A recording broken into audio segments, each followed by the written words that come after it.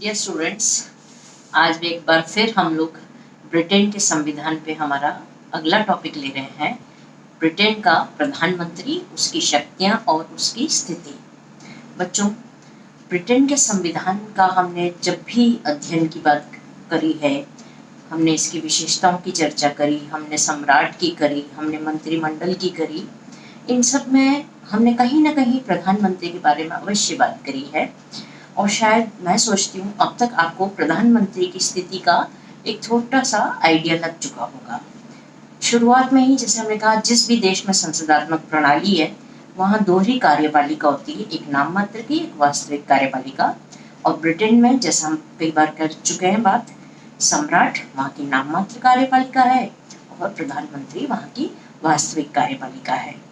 प्रधानमंत्री के लिए यूं तो कहा जाता है कि वो समान पद वालों में ही प्रथम है, लेकिन वास्तविकता यह है कि भले ही वो अपने फर्स्ट अमंग इक्वल्स है, यानी कि सब एक बराबर हैं और वो केवल प्रथम उनकी स्थिति में आगे है, पर अगर वास्तविकता की बात करें तो संपूर्ण ब्रिटिश शासन की धुरी प्रधानमंत्री होता है। प्रधानमंत्री द्वारा ही वास्तव में समूचे निर्णय लिए जाते हैं। प्रधानमंत्री सम्राट को सलाह देता है और तमाम जितने भी कार्यपालिका, विधायी, वित्तीय, ये सारे जितने भी कार्य होते हैं, कहीं ना कहीं इसमें प्रधानमंत्री की एक बहुत महत्वपूर्ण भूमिका होती है। अब हम इसको सिलसिलेवार से इस टॉपिक के बारे में बात करेंगे। सबसे पहले हम ले रहे हैं प्रधानमंत्री नियुक्त कैसे होता है। बच्चों, मैं आपको एक बार और क्लियर करूंगी कि जिस भी देश में संसदात्मक प्रणाली है, चाहे हम ब्रिटेन की बात करें, चाहे हम भारत की बात करें, चाहे हम जापान की बात करें, चूंकि ब्रिटेन का कॉन्स्टिट्यूशन सभी संविधानों की जननी माना जाता है और संसदात्मक प्रणाली अपनाने वाला प्रथम देश ब्रिटेन था, तो पूरे विश्व में जहां भी संसदात्मक प्रणाली है, सब ने अपना अधिकांश भाग एक तरीके से ब्रिटेन से ही लिया है। तो जो ब्रिटेन में प्रधानमंत्री की स्थिति है, वो अधिकांश देशों में प्रधानमंत्री की जहां भी संसदात्मक प्रणाली है वहां पर प्रधानमंत्री की वही स्थिति होती है और वही उनकी नियुक्ति होती है, वही उसकी शक्तियां भी हैं। तो हम सबसे पहले बात कर रहे हैं ब्रिटेन के प्रधानमंत्री की नियुक्ति कौन करता है और कैसे की जाती है। कौन करता है तो पिछली क्लास में आप जान चुके हैं कि ब्रिटेन का सम्राट प्रधानमंत्री को नियुक्त करता है। क्या वो अपनी मन मर्जी से किसी व्यक्ति को नियुक्त करता है या इसके पीछे कोई परंपरा बंधी हुई है? इसको भी हम परंपराओं में भी चर्चा कर चुके हैं कि ब्रिटेन में एक परंपरा बन गई है कि निम्न सदन यानी कि कॉमन सभा में जिस दल के पास बहुमत होगा, उस बहुमत दल का नेता प्रधानमंत्री नियुक्त होता है। तो सम्राट बहुमत दल के नेता को ब्रिटेन का प्रधानमंत्री नियुक्त करता है। भारत में भी प्रधानमंत्री का पद है। हमारा संविधान भले ही लिखित है, ब्रिटेन का अलिखित है, लेकिन हमने भी उसी प्रणाली को भारत में भी अपनाया है।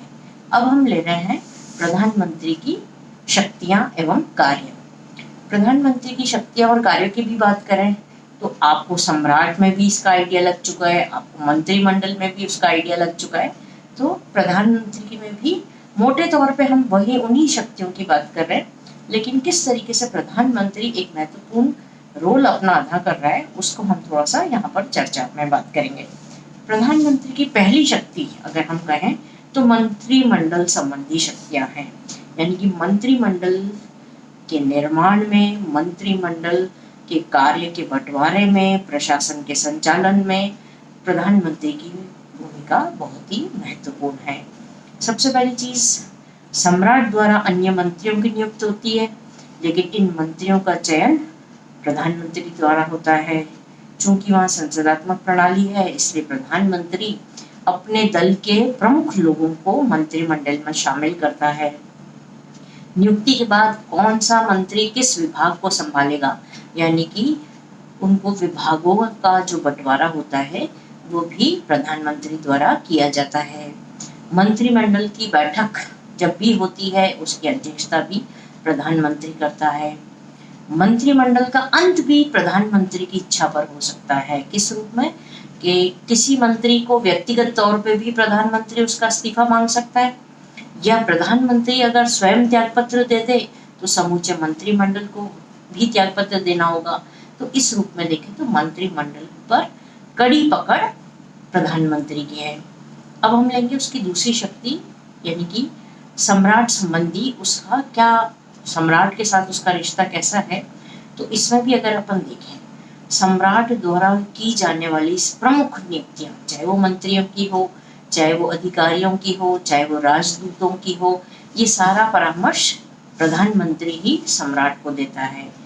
प्रधानमंत्री सम्राट और मंत्रिमंडल के बीच की कड़ी का काम करता है। सम्राट को कई बार वो जो भी वास्तविकताएं हैं उनसे परिचित भी प्रधानमंत्री करता है। अब हम लेंगे उसकी तीसरी, यानी कि लोक सदन संबंधी उसका भूमिका। लोक सदन यानी कि निम्न सदन, यानी कि कॉमन सभा।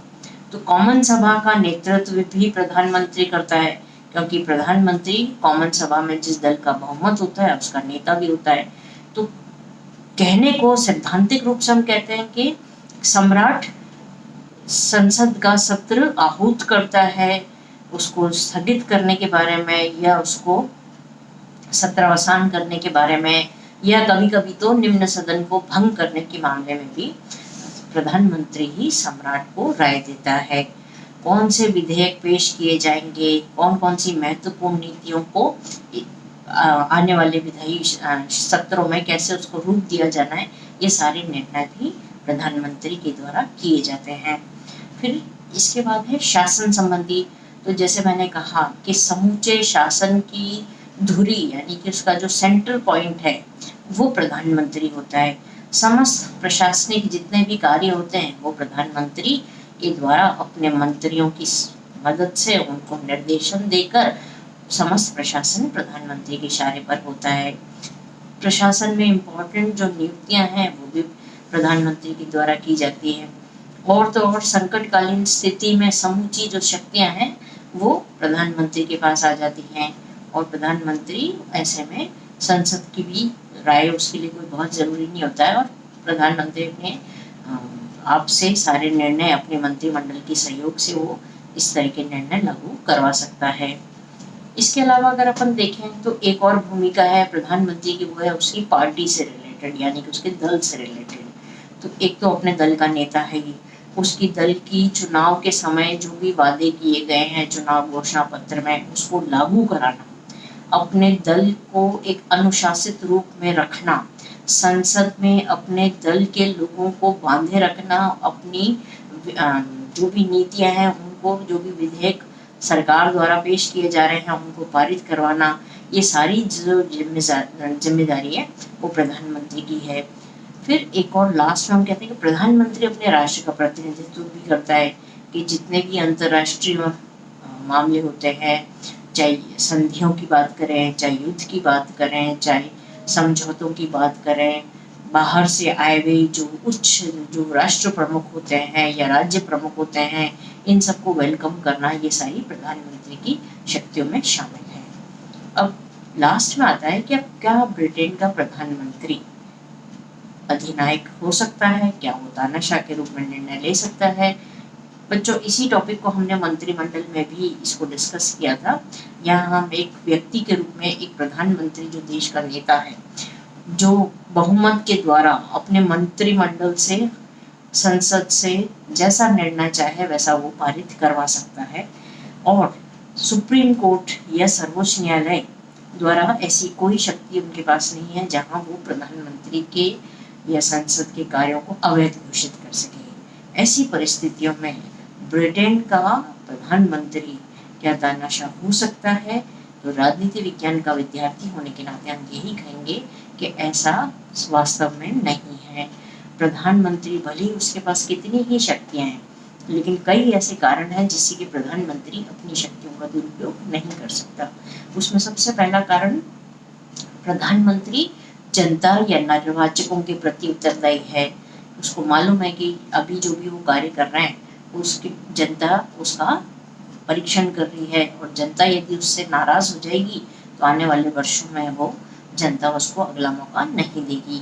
तो अपनी सारी नीतियां, अपने कार्यक्रम के लिए प्रधानमंत्री निर्वाचकों के प्रति उत्तरदायी होता है। इसलिए दूसरा हम कहते हैं कि प्रधानमंत्री एक निश्चित समय के लिए शक्तियों का प्रयोग करता है कि ब्रिटेन का प्रधानमंत्री 5 वर्ष बाद कॉमन सभा के चुनाव होंगे, तो ब्रिटेन का प्रधानमंत्री मैक्सिमम 5 इयर्स के लिए रूल करता है। अगले 5 साल बाद उसको वहां पर फिर से इलेक्शन होंगे।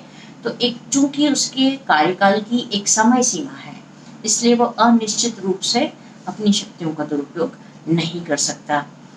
तीसरा जो पॉइंट है वो ब्रिटेन की संस्कृति से रिलेटेड है कि ब्रिटेन में अगर हम हीरो वर्शिपिंग की बात करें, व्यक्ति पूजा की बात करें, तो भारत में तो हम देखते हैं कि प्रधानमंत्री ज्यादा लोकप्रिय है। प्रधानमंत्री की हमारे यहाँ हीरो वर्शिपिंग ज्यादा है।